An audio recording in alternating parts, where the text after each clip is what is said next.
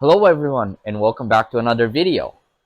Let me ask you a couple of questions and tell me if this sounds like you. Do you own several servers and are tired of dealing with the ever increasing amount of hard drives or SSDs that you need to deal with for a boot device? Do you have your whole network set up and ready to go with properly working DNS and you're just loving it? Do you have full gigabit network in between all your machines? Multiple network interface cards which support iSCSI booting? And finally, are you an individual who wants to have dynamically sorry, that's the wrong word to use here.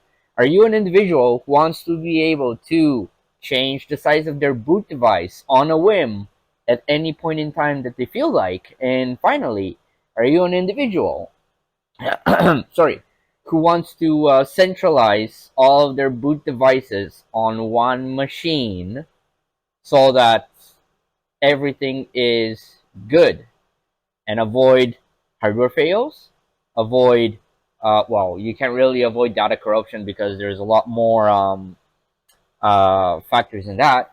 But, in hindsight, if you've answered at least two or three questions with a yes, then I want to talk to you. So, I'm pretty sure that you guys have heard about a concept of operation called iSCSI, and in layman's terms, what iSCSI is just network attached. I suppose network attached is a good way to describe it. Remote block storage. So what that means is that if you have, say, let's just pretend this is not here for a second, okay? So let's just say that this server is for whatever reason without a boot device, and lo and behold, I've been searching the whole wide internet for a compatible cage, the cables, and for reasons ABC, if I don't find it, or if it's too expensive, or I just don't want to deal with it, you know, I'm just gonna say, the hell with it. And the beautiful thing is that there's multiple network interfaces which support iSCSI. So in the example of this guy right here, as you can see, all it is just an additional network cable that's plugged into the main site network. So what it is once everything is properly configured, this network interface will attach, well, not directly, but in a logical manner, it will attach directly to this server where it will have, say, 128, 200, 250 gig hard drive file, which is, if you guys deal with virtualization, um, that's essentially what it is, right? It just acts as a hard drive, but it's in a file. And it will provide the server that is attached to it with a boot device. And if we have to be honest in terms of pros and cons, well, let's take a look at some of the pros, right? Like you have it's overall cheaper because you don't have to deal with any additional hardware. It's number two, it's hardware on demand. If you feel like 128 gig boot device, then it's a 128 gig boot device. If you feel like a 200 gig boot device, then it's a 200 gig boot device. If you feel like a 300, so on and so forth. It's only dependent on a single cable, so you don't have to worry about, like, for example, keeping track of physical assets. You don't have to worry about hardware degradation or potentially the device itself stopping its work. But at the same time, you are dependent on either the network interface stopping working, or something happening to the cable, or if the network collapses, and or potentially your centralized server stops working for whatever reason. So in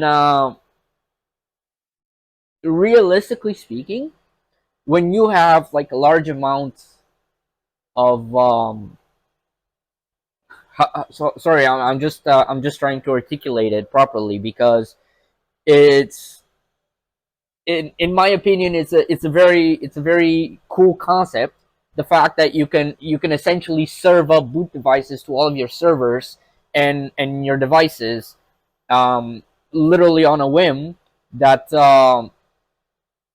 you don't have to deal with like with anything in the physical world, where it's I'm sorry, I'm repeating myself a little bit, but you guys, I'm hoping that you guys are understanding the idea behind it. And now let's talk about the drawbacks a little bit. So iSCSI works over network, right? Like you gotta have an established network, and you gotta have like a proper DNS and everything. Well, I guess you could also rely on IPs, but why would you deal with IPs when you have the ability to work with DNS and just have like everything resolved by its name? Another drawback is that it's as um, operating systems and files just becoming exponentially larger in this day and age.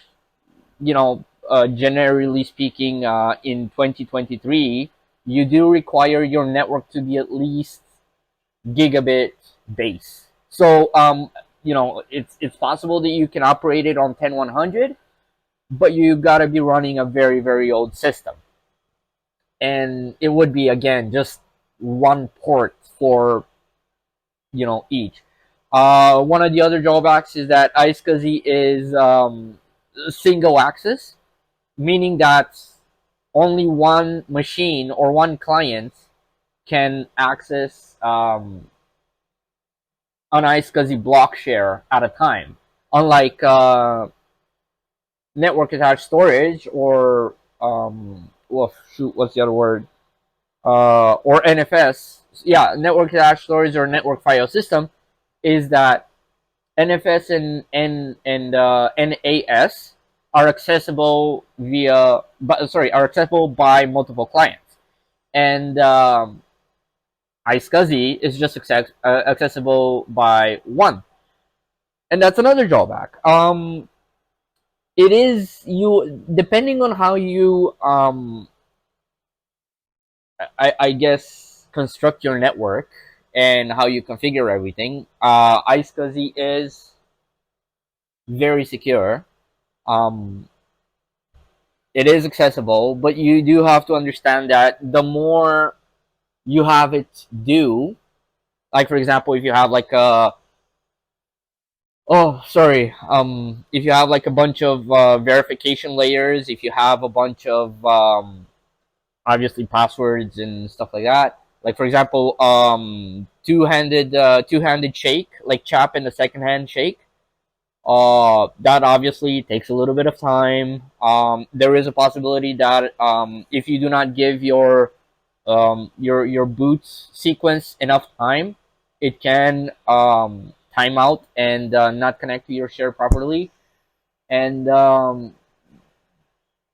you really have to outweigh the advantages versus the drawbacks if you really want to implement something like this. But for this environment right here, and this is I'm gonna make this as a two-parter. One verse, explaining um, the physical side of the aspect, and then it's gonna be a secondary video to sort of give you guys like a quick demo of how to configure it. And I know you guys are running TrueNAS, so it's going to be on TrueNAS as well as Windows environment, because realistically, sorry about that. Realistically, Windows environments is what you are going to find in the corporate world, and I mean it sucks to admit, but because Windows is still one of the more popular environments. Sorry, and VMware is offering as well, which is ESX. But because they're both fairly, well, not fairly, they're two of the most popular products in terms of virtualization and infrastructure management. This is it's just what you're going to find, right? It is what it is. Um, if you have the ability to do what I have, and I'm not saying that you necessarily should, but if you have the ability to do even a fraction of this, so instead of like link aggregation, because link aggregation can get fairly expensive very quickly, but if you have the option to link aggregate, and the reason why I'm mentioning that is because this right here is a theoretical bandwidth of 20 gigabits per second. If you have the ability to do link aggregation on a third generation SAS 3 is 12 gigabits per second. If I kind of hope that you guys are starting to warm up where I'm getting at with this. Um, if your host machine supports 12 gigabit per second across your all of your storage, and you can have 12 gig per second theoretical bandwidth, which is reserved for your storage devices. In theory, okay, just follow me just for a second here, okay? In theory, you can have your 12 gigabit per second reserved for boot devices. All right, it doesn't matter how big the device is. So you have 12 gig over your 20 gig network reserved. Then any additional storage, whether it's going to be served up to your clients, whether it's going to be served to mom and dad, to your brother, video games, blah blah blah, whatever, that's an additional 6 gigabit per second theoretical bandwidth. So you're up to 18, and then the last two, the room for the last 2 gig per second is going to be reserved for the server itself, right? Like just 12 plus 6, 18 plus 2, that's your 20 gigabit per second max bandwidth. Now, in reality, um, you're obviously it's not gonna be like exact numbers. It's always gonna be just a little less. Sorry, just a little less than theoretical. My personal rule of thumb is assume that you're losing anywhere between 2 to 5% uh, in headroom, and that's different protocols, methods of operation, quality, the whole shebang. Um, but that's sorry, I'm just rambling. Let's please allow me to return back on the subject with iSCSI.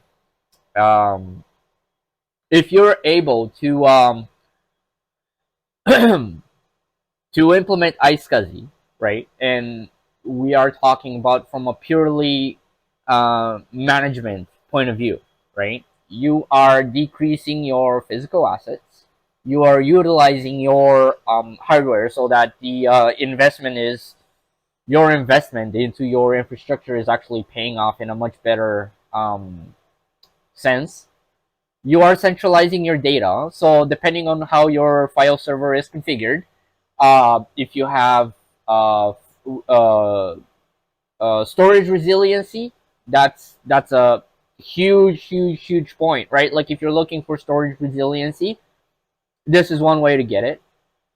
You are no longer prone to physical hardware failure on the hard, like asterisk on the hard drive side of things, because again, if your network interface fails, then obviously hardware failure is still there, but it's easy as just moving over to another port and then reconfiguring that port to use iSCSI. You are, um, I suppose, speed would be a very good factor because with iSCSI, okay, I have noticed that speeds are a lot. constant and a lot better, I suppose, would be a very, I would be very careful to use better, because it's very subjective, right? Like, better in what sense? So it's better in the sense that I get constant speeds throughout my connection. So I can saturate this, and it's always going to be peaking at 120 megabytes per second. I can saturate the one next to it. I can saturate this. I can saturate this. I can saturate this. Whoops. And with a little bit of effort, I will also be able to saturate this. And the investment that I have in this equipment will be paying for itself, because I don't have to go around and buy hard drives or SSDs at a certain budget, because my iSCSI connection is already going to be doing that for me, right? In terms of security is actually another subject that I was hoping I could ramble about a little bit. Storage security in your environment is very, very, very important. And when I say very important, it's I cannot underline how, I guess, ignored the subject is, and I've seen that in a couple of shops. I've also seen some very secure shops, which um, my fanboyism is gonna show a little bit, but sorry.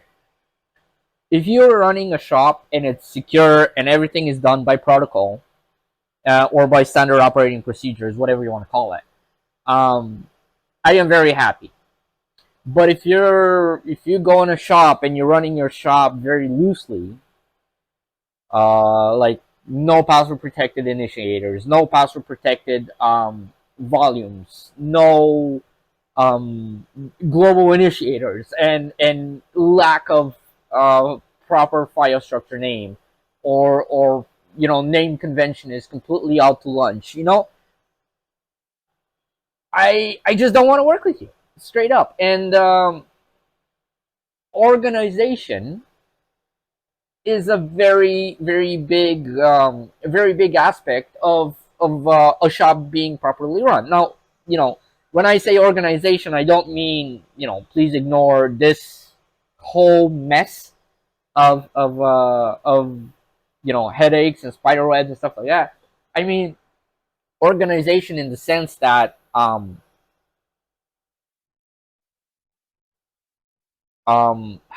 can I articulate this? Because I am trying to convey the idea that if everything is done right, and you follow your procedure of operation, and then you do it right, then everything is going to work right. If you try to cut corners, then your equipment and your product, I guess, for lack of better words, is also going to cut its corner, in the sense that it will not work to the grade that you want it to work, or that you need it to work. So sorry, I know I'm rambling on these like side subjects when I'm supposed to be talking about iSCSI. um but it's all so very interconnected that it's like a huge puzzle, like you have your one piece, but then that piece is attached to other piece, and that piece makes a piece of the bigger picture. And it's just amazing. Well, to me personally, it's just amazing how interconnected everything is, and how interdependent everything is. And it's amazing. I personally find it amazing. And yeah, again, sorry, I am rambling. So let's go back. Let's go back just on the subject of iSCSI a little bit. So let's talk about the application of iSCSI, and why why iSCSI is good for my environment over here. So my this little famous DL60. Okay, so the reason why I've been, you know, desperately trying to implement iSCSI is, for example, this DL60, this wonderful little thing right here. I have removed the DVD drive, so this is one of those um, DVD caddies that is that has like the little sleigh inside where you can put like an SSD, one of the thinner SSDs, and you just shove it in there, and it works off of the ODD port, and it's a perfect scenario where you can have a boot device. However, um, the drawback with proprietary machines is that if you're looking for that specific part and there's a market for it, it's going to be extremely expensive. So the cable that I was supposed to get for my ODD device, which is basically to connect this little caddy to the motherboard and its separate power plug, unless I make it myself, which is an option, but unless I make it myself, it was about 60, 70 US dollars shipped to my door. And within that's unreasonable for a cable that's about half my finger in width. And you know what? Don't really want to deal with that. And then if your server just physically does not have, as you can see here, I have the this server was sold to me with the I guess the accessory package, which is this sleigh right here, this add-on, I guess, and it had the ODD. I removed the ODD, or sorry, DVD drive for those who are less familiar with the abbreviation ODD. I removed the DVD drive, and again, this is another. I don't know if I'm going to be able to take it out. Let's see. Okay, no, it's way too shoved in there. But basically, this used to be a DVD drive, and I replaced it with one of these, right? So this is what I meant by saying, it's got a little pocket where your SSD is gonna go in there, and then you just put it in place of the DVD, and you're just using like the narrow SATA port and the narrow SATA power port, and it works just like a DVD, and it's just limited to SATA 2, I believe. Obviously check your server specs, but it's not running at full SATA 3 speed. And it doesn't really matter because I don't even think that SATA 3 SSDs can saturate a SATA 3 length. So whatever, it is what it is. But yeah, so for me to buy this little part right here, including all cables, so that I can make this server just like that one, it's another about 200 US dollars, and the whole server cost me like 80 Canadian. There's no point, absolutely no point. So in this environment, okay, iSCSI just makes perfect sense, and I should have been working on it sooner, because one cage for 250 US was great. 3 cages for 250 US, not that great. And this is I blame myself, because 250 US per boot cage is way more than I wanted to spend to begin with. And I'm probably gonna disassemble this, put back the